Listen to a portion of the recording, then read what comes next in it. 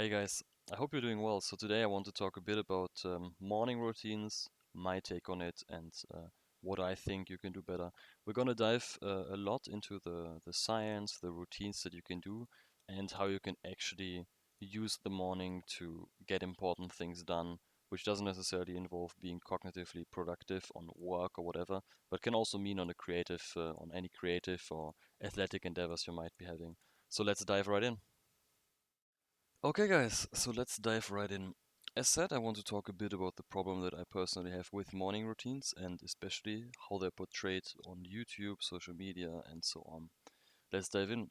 So, here you see this compilation of random YouTube thumbnails. I literally went on an account that I don't use, put in morning routine, and yeah, it feels a bit disgusting, if I'm honest. But I mean, it's not about the individual creators here, it's just more about the thumbnails. But yeah, the problem for me is we get bombarded with a lot of different morning routines on every platform basically, and we obviously try to replicate this. I myself have started meditating, doing sports early, basically everything, even of the things portrayed here. Um, this might be a personal perception, but I think a lot of people can relate. Me personally, these extensive morning routines have not, I didn't feel more accomplished by them in any way. In any way, obviously, it's great to, for example, do your sports early, get some sunlight. I think that's from a health perspective, that's perfect. But I'll talk a bit more later about what I think are the most important determinants to a good life and productivity, so to say. So let's continue. I also, because I had a look at AI as well, just with GPT-4o in this case. It's interesting to compare models maybe. But what is quite interesting, I think it's important to look at AI because it will be used for product development of apps and so on today and in the future. And I think also as personal guidance or coach. So I think this is quite indicative. What's also relevant for me, there was no dialogue, so to say, or like questions from the AI, and it's quite an extensive morning routine. For example, here you can see waking up, hydrating, morning exercise, personal hygiene, healthy breakfast, mindfulness, planning, getting ready, and so on. And I'm not saying that any of these things are bad. I'm more saying, okay, is there not a way to use our time more efficiently? Because my central take is that the daily hours are not equal. So each human has a biologically preset circadian rhythm, which is called chronotype, which is also it's quite interesting. In 2017, three scientists received the Nobel Prize in medicine and physiology for it. So it's quite interesting to dive into it. But really, the 80/20 rundown, there are basically three types. Some people say four types for chronotypes, which is the AM shifted, the biphasic, and the PM shifted chronotype.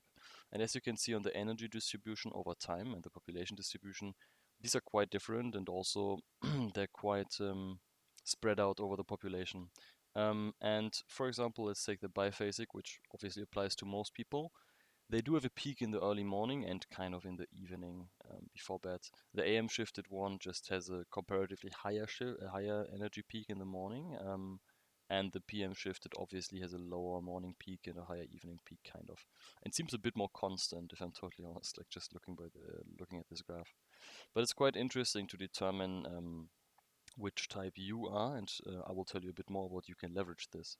Um, the thing is, there are some chronotype tests online. You need to check that they are. Maybe I'll actually put one in the description. I'll have a quick search. I took one that was actually that would have been paid for free, fortunately. But yeah, maybe I'll be able to share some resources on that.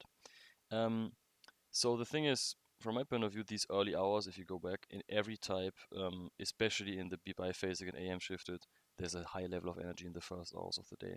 And if we look at the morning routine that GPT, for example, created, we see 2 hours of the day going by without any cognitively demanding tasks. And from my point of view, you need to use these early hours best, and that's what I've been doing in the last month and trying out. No phone, no email, no chatting, just straight up get to work. Don't use any distractions because every kind of sidelining, sidetracking will cost you in terms of cognitive performance that you can deliver. And fully focus on previously planned tasks. I think that's also important. Any kind of distraction that you can diminish, you should try to diminish. And even the fact itself of just waking up and thinking about what to do exposes you to a lot of yeah, unwanted side effects. Like, I don't know, getting lost in the phone, social media, I need to check my mails, interesting email, and so on. So, yeah, no unnecessary restrictions of any kind. And I think important is also to slowly get used to work up to 4 hours or like at a time, right? In a kind of focus session. If you can't do that, that's totally fine. In my experience, what was best in getting there is to either work with like a Pomodoro technique, which makes it much easier and kind of is great for people that maybe struggle with ADHD or adjacent symptoms. And additionally, it can be very helpful to just increase the time day by day. So really start with 15 minutes, not looking at the phone, just looking at the screen, um, and then increase this slowly. And that's completely fine, right? It's very hard to get there. And even for me, I think 4 hour sessions are extremely rare. Right now, I'm doing 3 hour sessions, and honestly, like I'm doing them very rarely without going to the toilet, grabbing water or so. So, there's always some room for improvement. Not saying that you shouldn't go on the toilet, but I think you get what I mean. Um, yeah, so firstly, why should you even use these hours for any cognitively demanding task, and what should you do, like in terms of actual activity? I think people listening to this channel, some of you might be in school, some of you might be studying, some of you might be working a 9 to 5 or being an entrepreneur. And depending on your schedule and your priorities, these 3 or 4 hours in the morning will be radically different, right? And this is one of the central takes of the video. I think the best predictor for happiness will be to create meaningful things. And creating meaningful things involves cognitive work usually. Even creative work, from my point of view, is a work that is cognitively demanding, right? If you're drawing, writing, whatever. So in this case, this is obviously completely dependent on your priorities in your life. But just as an example, if you want to be a writer, you should dedicate these 3 hours to writing, to just getting things done. And you can get used to using these hours. Some people say, okay, after waking up, I need to eat something. I can't really get to work. You can slowly, work your way there and get used to it over time. It can be, from my point of view, it's really a bliss because the distractions that you have in the morning are the least because you basically don't need to check your emails or WhatsApp like at 5 or 6 a.m., right? Like, if you need to, that's very unfortunate. I'll talk about these caveats later or kind of the blockers that you might experience in your life. But either way, you need to set these priorities, and I think a very important mindset is getting one of the most important things done, or the most important thing done in a day, is way better than getting kind of the fast dopamine, low importance tasks done. Maybe even if you get all of them done, I think everyone has 1 to 3 major to-dos. MIT's most important task is also a framework that a lot of people use that they need to get done. And if you get that done, the day was successful or worth it, or however you want to conceptualize it. Um, Exactly. And I think one of the most important things to turn this into reality is planning ahead.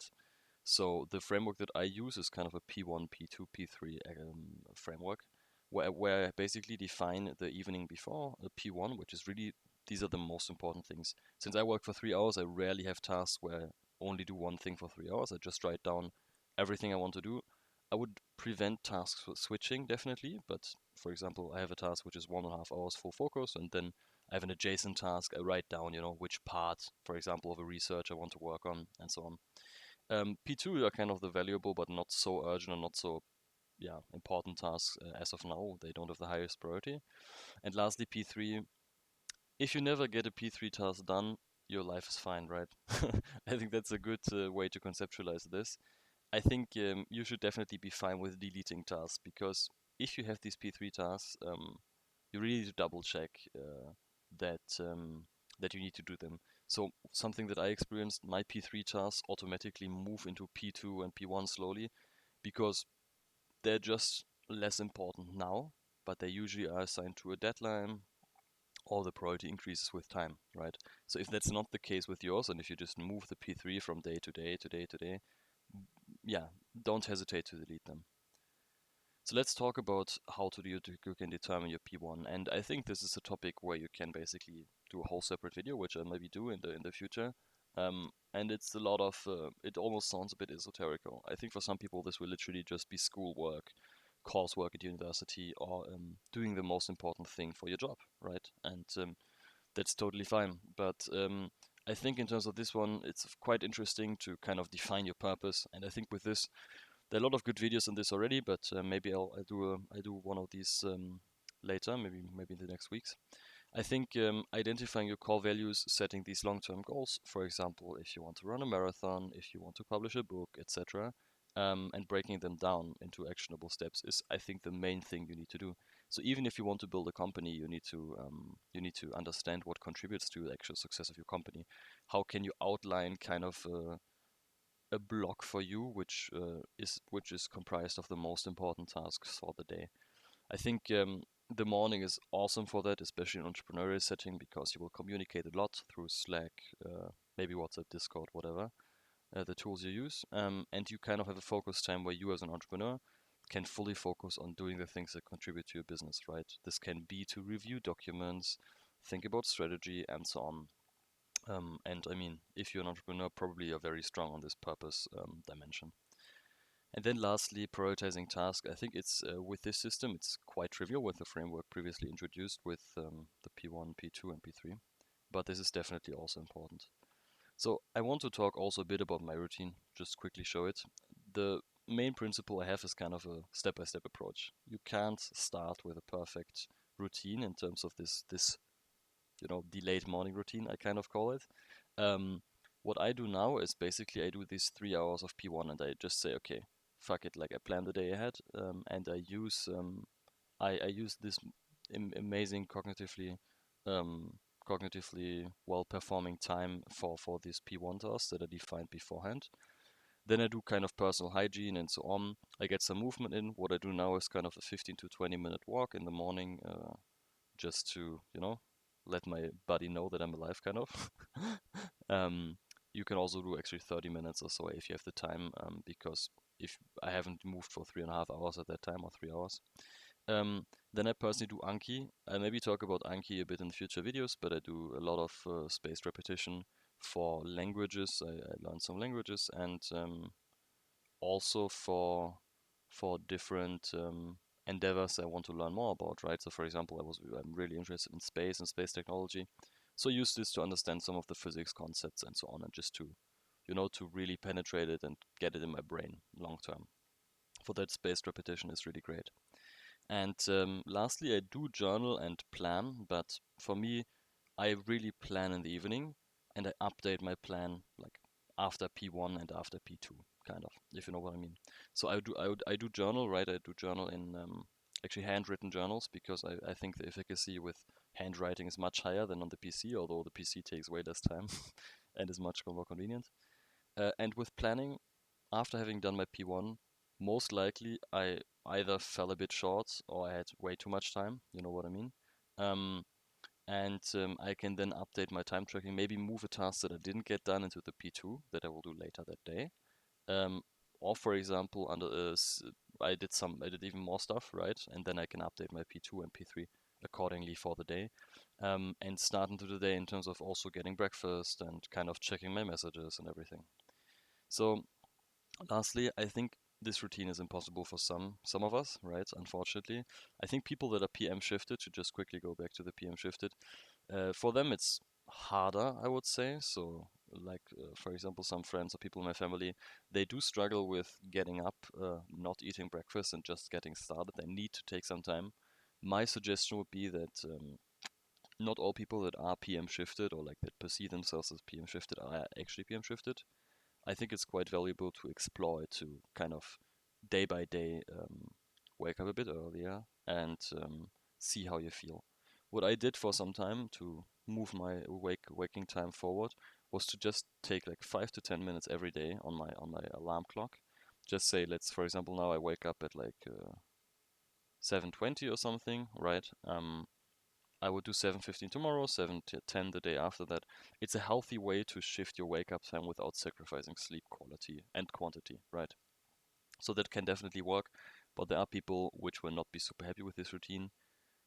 If that's you, I think you can find some workarounds. For example, you can then follow kind of the conventional morning routines in terms of getting other priorities in the morning that you feel well with. So if you're not someone that can do cognitively demanding tasks in the morning, you can maybe focus on for example movement, as I said, on family and so on.